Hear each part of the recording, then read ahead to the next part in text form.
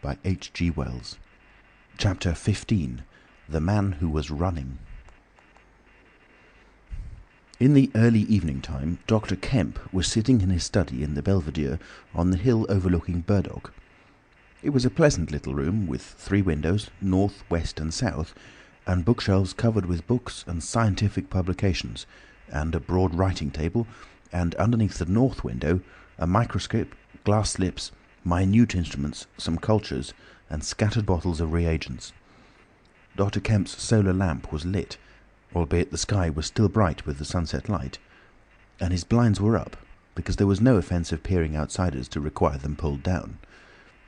Dr. Kemp was a tall and slender young man, with flaxen hair and a moustache almost white, and the work he was upon would earn him, he hoped, the fellowship of the Royal Society, so highly did he think of it. And his eye, presently wandering from his work, caught the sunset blazing at the back of the hill that is over against his own. For a minute perhaps he sat, pen in mouth, admiring the rich golden colour above the crest, and then his attention was attracted by the little figure of a man, inky black, running over the hill brow towards him. He was a shortish little man, and he wore a high hat, and he was running so fast that his legs verily twinkled. "Another of those fools," said Dr. Kemp, "like that ass who ran into me this morning around a corner with 'Visible Man a-coming, sir.' I can't imagine what possesses people. One might think we were in the 13th century." He got up, went to the window, and stared at the dusky hillside and the dark little figure tearing down it. "He seems in a confounded hurry," said Dr. Kemp. "But he doesn't seem to be getting on. If his pockets were full of lead, he couldn't run heavier." "Spurted, sir," said Dr. Kemp. In another moment the higher of the villas that had clambered up the hill from Burdock had occluded the running figure. He was visible again for a moment, and again, and then again, 3 times between the 3 detached houses that came next, and then the terrace hid him. "Asses," said Dr. Kemp, swinging around on his heel and walking back to his writing table. But those who saw the fugitive nearer, and perceived the abject terror on his perspiring face, being themselves in the open roadway, did not share in the doctor's contempt. The man pounded, and as he ran he chinked like a well-filled purse that is tossed to and fro. He looked neither to the right nor the left, but his dilated eyes stared straight downhill to where the lamps were being lit and the people were crowded in the street, and his ill-shaped mouth fell apart, and a glary foam lay on his lips, and his breath came hoarse and noisy. All he passed stopped and began staring up the road and down, and interrogating one another with an inkling of discomfort for the reason of his haste.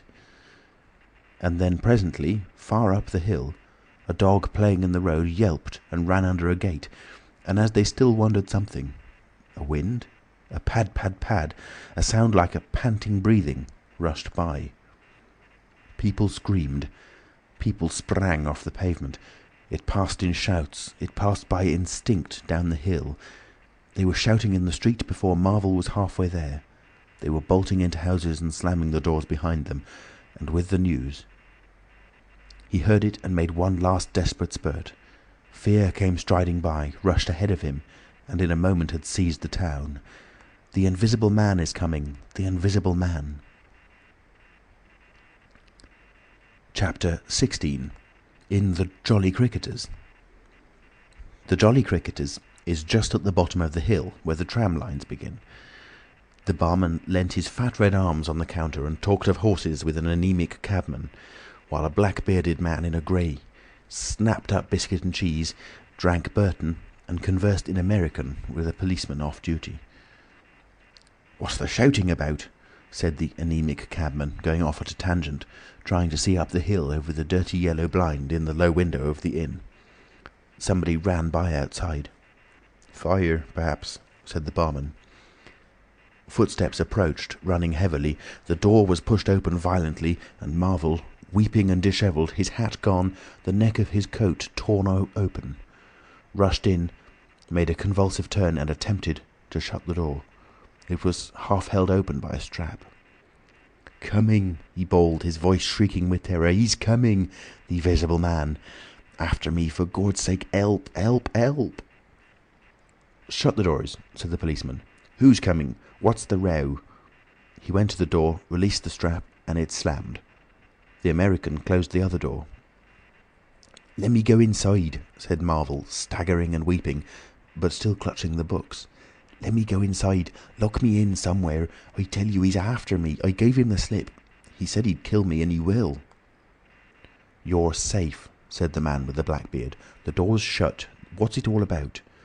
"Let me go inside," said Marvel, and shrieked aloud as a blow suddenly made the fastened door shiver, and was followed by a hurried rapping and a shouting outside. "Hello!" cried the policeman. "Who's there?"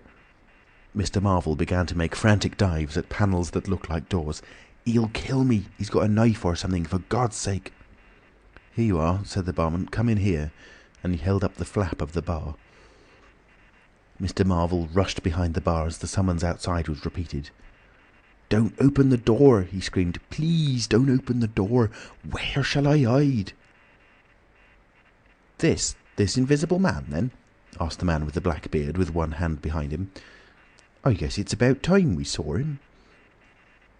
The window of the inn was suddenly smashed in, and there was a screaming and running to and fro in the street. The policeman had been standing on the settee, staring out, craning to see who was at the door. He got down with raised eyebrows. "It's that," he said. The barman stood in front of the bar parlour, which was now locked on Mr. Marvel, stared at the smashed window, and came around to the other two men.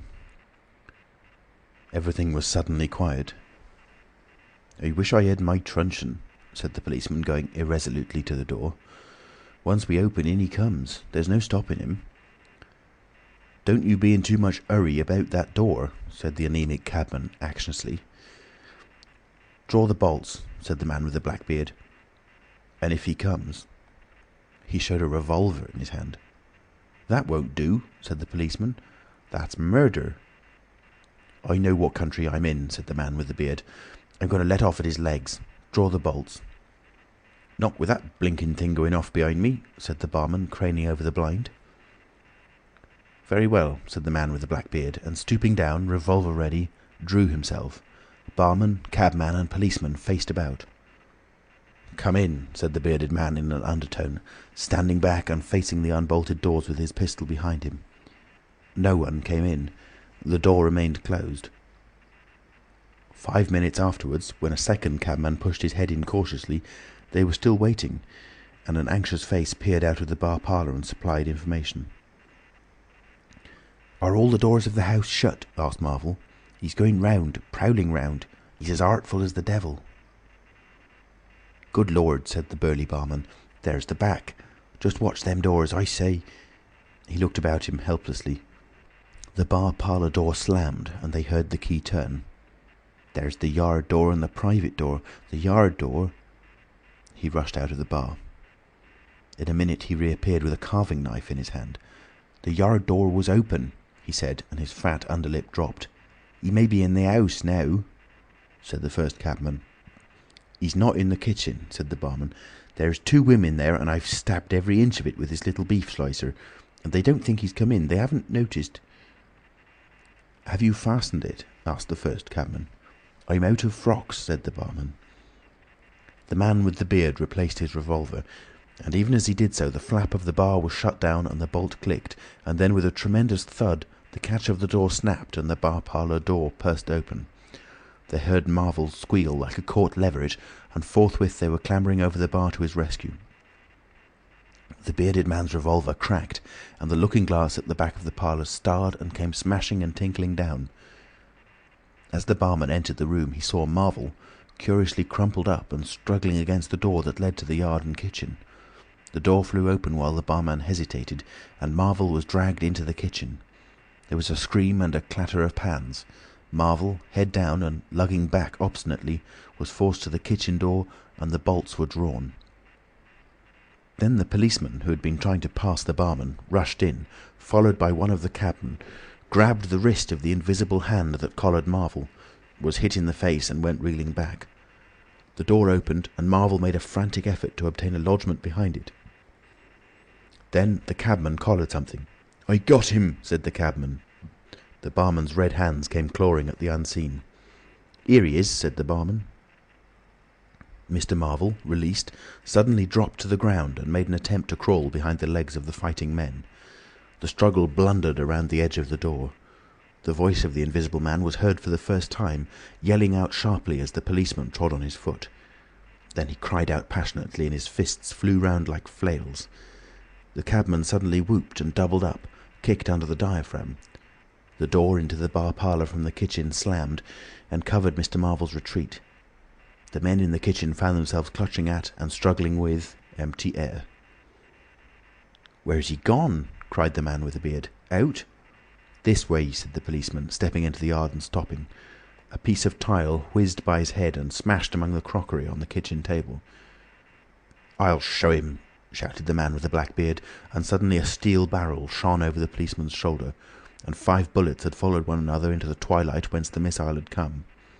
As he fired, the man with the beard moved his hand in a horizontal curve so that his shots radiated out into the narrow yard like spokes from a wheel. A silence followed. 5 cartridges, said the man with the black beard. "That's the best of all. 4 aces and a joker. Get a lantern, someone, and come and feel about for his body." Chapter 17. Dr. Kemp's Visitor. Dr. Kemp had continued writing in his study until the shots aroused him. Crack, crack, crack, they came, one after another. "Hello," said Dr. Kemp, putting his pen into his mouth again and listening. "Who's letting revolvers off in Burdock? What are the asses at now?" He went to the south window, threw it up, and leaning out stared down on the network of windows, beaded gas lamps and shops, with its black interstices of roof and yard that made up the town at night. "Looks like a crowd down the hill," he said, "by the cricketers," and remained watching. Thence his eyes wandered over the town to far away where the ship's lights shone and the pier glowed, a little illuminated faceted pavilion like a gem of yellow light. The moon in his first quarter hung over the westward hill, and the stars were clear and almost tropically bright. After 5 minutes, during which his mind had travelled into a remote speculation of social conditions of the future, and lost itself at last over the time dimension, Dr. Kemp roused himself with a sigh, pulled down the window again, and returned to his writing desk. It must have been about an hour after this that the front door bell rang. He had been writing slackly and with intervals of abstraction since the shots. He sat listening. He heard the servant answer the door and waited for her feet on the staircase, but she did not come. "Wonder what that was," said Dr. Kemp.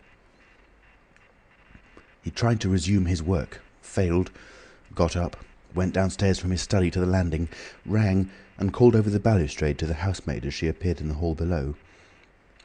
"Was that a letter?" he asked. "Only a runaway ring, sir," she answered. "I'm restless tonight," he said to himself. He went back to his study and this time attacked his work resolutely.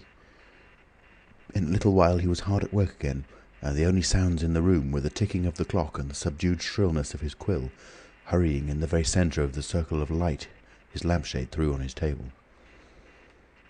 It was 2 o'clock before Dr. Kemp had finished his work for the night. He rose, yawned, and went downstairs to bed. He had already removed his coat and vest when he noticed that he was thirsty. He took a candle and went down to the dining room in search of a siphon and whisky. Dr. Kemp's scientific pursuits have made him a very observant man, and as he recrossed the hall, he noticed a dark spot on the linoleum near the mat at the foot of the stairs. He went on upstairs, and then it suddenly occurred to him to ask himself what the spot on the linoleum might be. Apparently some subconscious element was at work.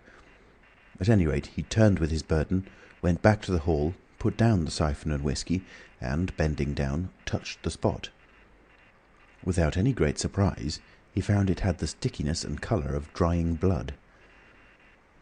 He took up his burden again and returned upstairs, looking about him and trying to account for the blood spot. On the landing he saw something and stopped astonished. The door handle of his own room was blood-stained. He looked at his own hand. It was quite clean, and then he remembered the door of his room had been open when he came down from his study, and that consequently he had not touched the handle at all. He went straight into his room, his face quite calm, perhaps a trifle more resolute than usual. His glance, wandering inquisitively, fell on the bed. On the counterpane was a mess of blood, and the sheet had been torn. He had not noticed this before because he had walked straight to the dressing table. On the further side, the bedclothes were depressed, as if someone had recently been sitting there. Then he had an odd impression that he heard a low voice say, "Good heavens, Kemp!" But Dr. Kemp was no believer in voices. He stood staring at the tumbled sheets. Was that really a voice? He looked about again, but noticed nothing further than the disordered and blood-stained bed. Then he distinctly heard a movement across the room, near the wash-hand stand. All men, however highly educated, retain some superstitious inklings. The feeling that is called eerie came upon him. He closed the door of the room, came forward to the dressing table and put down his burdens. Suddenly, with a start, he perceived a coiled and blood-stained bandage of linen rag hanging in mid-air between him and the wash-hand stand. He stared at this in amazement. It was an empty bandage, a bandage properly tied, but quite empty. He would have advanced to grasp it, but a touch arrested him, and a voice speaking quite close to him. "Kemp," said the voice. "Eh?" said Kemp, with his mouth open. "Keep your nerve," said the voice. "I'm an invisible man." Kemp made no answer for a space, simply stared at the bandage. "Invisible man," he said. "I am an invisible man," repeated the voice. The story he had been active to ridicule only that morning rushed through Kemp's brain. He does not appear to have been either very much frightened or very greatly surprised at the moment. Realization came later. "I thought it was all a lie," he said. The thought uppermost in his mind was the reiterated arguments of the morning. "Have you a bandage on?" he asked. "Yes," said the Invisible Man. "Oh," said Kemp, and then roused himself. "I say," he said, "but this is nonsense. It's some trick." He stepped forward suddenly, and his hand, extended towards the bandage, met invisible fingers. He recoiled at the touch, and his colour changed. "Keep steady, Kemp, for God's sake. I want help badly. Stop." The hand gripped his arm. He struck at it. "Kemp!" cried the voice. "Kemp, keep steady!" And the grip tightened. A frantic desire to free himself took possession of Kemp. The hand of the bandaged arm gripped his shoulder, and he was suddenly tripped and flung backwards upon the bed. He opened his mouth to shout, and the corner of the sheet was thrust between his teeth. The Invisible Man had him down grimly, but his arms were free, and he struck and tried to kick savagely. "Listen to reason, will you?" said the Invisible Man, sticking to him in spite of a pounding in the ribs. "By heaven, you'll madden me in a minute." "Lie still, you fool!" bawled the Invisible Man in Kemp's ear. Kemp struggled for another moment and then lay still. "If you shout, I'll smash your face," said the Invisible Man, relieving his mouth. "I'm an Invisible Man. It's no foolish and no magic. I really am an Invisible Man, and I want your help. I don't want to hurt you, but if you behave like a frantic rustic, I must. Don't you remember me, Kemp? Griffin of University College?" "Let me get up," said Kemp. "I'll stop where I am, and let me sit quiet for a minute." He sat up and felt his neck. "I am Griffin of University College, and I have made myself invisible. I am just an ordinary man, a man you have known, made invisible." "Griffin?" said Kemp. "Griffin," answered the voice. "A younger student than you were, almost an albino, 6 feet high and broad, with a pink and white face and red eyes, who won the medal for chemistry." "I am confused," said Kemp. "My brain is rioting. What has this to do with Griffin?" "I am Griffin." Kemp thought. "It's horrible," he said. "But what devilry must happen to make a man invisible?" "It's no devilry. It's a process, sane and intelligible enough." "It's horrible," said Kemp. "How on earth—" "It's horrible enough, but I am wounded and in pain and tired. Great God, Kemp, you're a man. Take it steady. Give me some food and drink, and let me sit down here." Kemp stared at the bandage as it moved across the room, then saw a basket chair dragged across the floor and come to rest near the bed. It creaked, and the seat was depressed by the quarter of an inch or so. He rubbed his eyes and felt his neck again. "This beats ghosts," he said, and laughed stupidly. That's better. Thank heaven you're getting sensible." "Or silly," said Kemp, and knuckled his eyes. "Give me some whiskey. I'm near dead." "It didn't feel so." "Where are you? If I get up, shall I run into you?" "There. All right. Whiskey. Here. Where shall I give it to you?" The chair creaked, and Kemp felt the glass drawn away from him. He let go by an effort. His instinct was all against it. It came to rest, poised 20 inches above the front edge of the seat of the chair. He stared at it in infinite perplexity. This must be hypnotism. You have suggested you are invisible." "Nonsense," said the voice. "It's frantic. Listen to me. I demonstrated conclusively this morning," began Kemp, "that invisibility—" "Never mind what you've demonstrated. I'm starving," said the voice, "and the night is chilly to a man without clothes." "Food?" said Kemp. The tumbler of whiskey tilted itself. "Yes," said the Invisible Man, rapping it down. "Have you a dressing gown?" Kemp made some exclamation in an undertone. He walked to a wardrobe and produced a robe of dingy scarlet. "This do?" he asked. It was taken from him. It hung limp for a moment in mid-air, fluttered weirdly, stood full and decorously buttoning itself, and sat down in his chair. "Drawers, socks, slippers would be a comfort," said the unseen curtly. "And food." "Anything. But this is the insanest thing I was ever in my life." He turned out his drawers for the articles, and then went downstairs to ransack his larder. He came back with some cold cutlets and bread, pulled up a light table and placed them before his guest. "Never mind knives," said his visitor, and a cutlet hung in mid-air with a sound of gnawing. "Invisible," said Kemp, and sat down on a bedroom chair. "I always like to get something about me before I eat," said the Invisible Man, with a full mouth, eating greedily. "Queer fancy." "I suppose that wrist is all right," said Kemp. "Trust me," said the Invisible Man. "Of all the strange and wonderful—" "Exactly. But it's odd I should blunder into your house to get my bandaging. My first stroke of luck. Anyhow, I meant to sleep in this house tonight. You must stand that. It's a filthy nuisance, my blood showing, isn't it? Quite a clot over there. Gets visible as it coagulates, you see. It's the only living tissue I've changed, and only for as long as I'm alive. I've been in the house 3 hours." "But how's it done?" began Kemp in a tone of exasperation. "Confound it, the whole business. It's unreasonable from beginning to end." "Quite reasonable," said the Invisible Man. "Perfectly reasonable." He reached over and secured the whiskey bottle. Kemp stared at the devouring dressing gown. A ray of candlelight penetrating a torn patch in the right shoulder made a triangle of light under the left ribs. "Where are the shots?" he asked. "How did the shooting begin?" "There was a real fool of a man, a sort of confederate of mine, curse him, who tried to steal my money. Has done so." "Is he invisible too?" "No." "Well, can't I have some more to eat before I tell you all that? I'm hungry, in pain, and you want me to tell stories." Kemp got up. "You didn't do any shooting?" he asked. "Not me," said his visitor. "Some fool I'd never seen fired at random. A lot of them got scared. They all got scared at me. Curse them. I say, I want more to eat than this, Kemp." "I'll see what there is to eat downstairs," said Kemp. "Not much, I'm afraid." After he had done eating, and he had made a heavy meal, the Invisible Man demanded a cigar. He bit the end savagely before Kemp could find a knife, and cursed when the outer leaf loosened.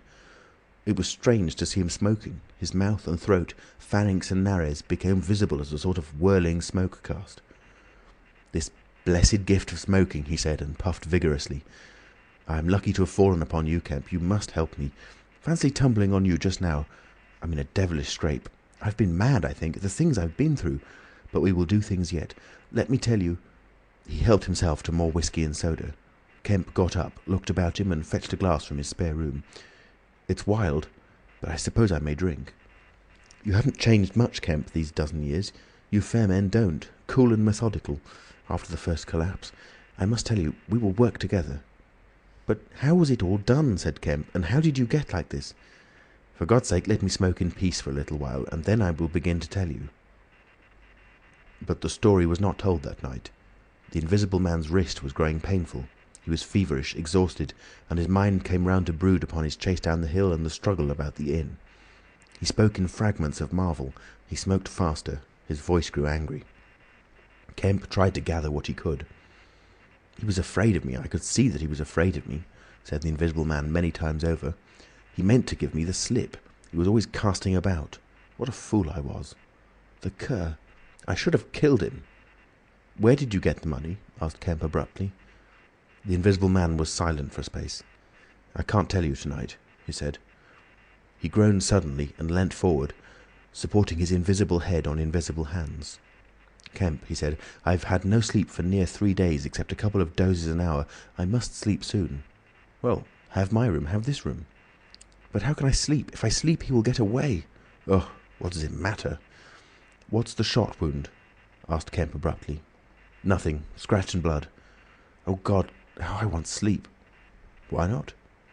The Invisible Man appeared to be regarding Kemp. "Because I've a particular objection to being caught by my fellow men," he said slowly. Kemp started.